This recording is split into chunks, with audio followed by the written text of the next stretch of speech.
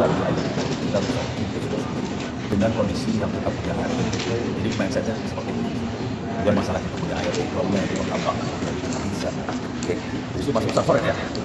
Oke, jadi kebayang ya, yang akan saya sampaikan se-ekstrim itu sih. Jadi bukan masalah kita IoT itu apa, ini cuma segala saya akan arahkan teman-teman ke musibah ini. Nah dari server ini mulai kita masukin AI. Tapi saya nggak akan masuk dalam AI banget ya. Soalnya ini horor. Kecuali emang punya kemampuan coding dan kemampuan data science sudah oke, saya nggak masalah sih ngomong kayak gitu. Oke, dimasukin AI. Nah AI itu nanti kita bisa masuk yang namanya agentic AI, pakai OpenClaw, kita pakai ML, bisa komunikasi lagi, nanti bisa dashboard lagi, bisa database, bisa ngomong juga sama si kita lebih ke aktuator banget, ngomong ke tapi itu lebih banyak ke aktuator. Kira-kira bentuknya kayak ini, bentuk komunikasi bisa. Oke, sekarang Selamat pagi semuanya.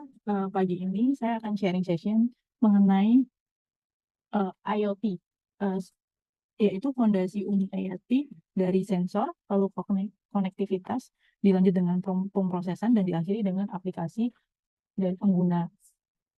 Sistem IoT sendiri umumnya dibangun dari rangkaian sensor atau perangkat, lalu konektivitas jaringan, kemudian pemrosesan data yang akhirnya sebagai aplikasi pengguna. Agar lebih mudah, berikut tabelnya, yaitu komponen sensor atau perangkat yang fungsinya yaitu membaca kondisi lapangan. Contoh di kebun yaitu biasa disebut dengan AWS, yaitu stasiun yang mengukur hujan, suhu, kelembapan tanah, dan tinggi air. Biasanya dipasang di ketinggian lebih tinggi dibandingkan dengan bangunan dan di kondisi lapang terbuka, biasanya di kebun. Nah, yang komponen kedua yaitu konektivitas atau jaringan. Fungsi sederhananya yaitu mengirim data. Contoh di kebunnya yaitu Wi-Fi, Mesh, LoRa, APRS, NB-IoT, dan MQTT. Yang ketiga komponennya yaitu pemrosesan atau server. Fungsi sederhananya yaitu untuk menyimpan, mengolah, dan membandingkan data. Contoh di kebun yaitu server lokal, gateway, Raspberry Pi, dan komputer pusat sebagai servernya.